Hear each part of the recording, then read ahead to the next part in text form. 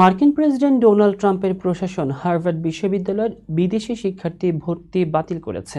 বৃহস্পতিবার Homeland Security সচিব Kristi Noem এক চিঠিতে বিশ্ববিদ্যালয়টির student and exchange visitor program certification প্রত্যাহারের ঘোষণা দেন। এই সিদ্ধান্তে বিশ্ববিদ্যালয়ের ৬,৭০০ আন্তর্জাতিক শিক্ষার্থীর ভবিষ্যৎ অনিশ্চয়তায় পড়েছে। হার্ভার্ড কর্তৃপক্ষ একে বেআইনি আখ্যা দিয়ে নিন্দা জানিয়েছে এবং আইনি লড়াইয়ের ঘোষণাও দিয়েছে। বিশ্ববিদ্যালয়টির দাবি, এই পদক্ষেপ হার্ভার্ড ও যুক্তরাষ্ট্র উভয়ের জন্য ক্ষতিকর।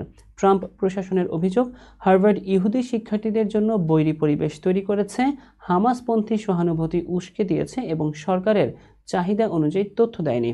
চতুর্থ বর্ষের শিক্ষার্থী অ্যালিস গোইয়ের বলেন, বিদেশি বন্ধুরা আতঙ্কে রয়েছে, কেউ জানে না কি হবে। এর আগে এপ্রিলেও হার্ভার্ডকে সরকারিভাবে হুঁশিয়ার করা হয়েছিল। বর্তমানে বিশ্ববিদ্যালয়ের মোট শিক্ষার্থীর 7% বিদেশি। বিশ্লেষকদের মতে এই সিদ্ধান্তে হার্ভার্ড শুধু অর্থনৈতিকভাবে ক্ষতিগ্রস্ত হবে না, বরং যুক্তরাষ্ট্রের উচ্চশিক্ষা ও বৈশ্বিক ভাবমূর্তিও প্রশ্নের মুখে পড়বে।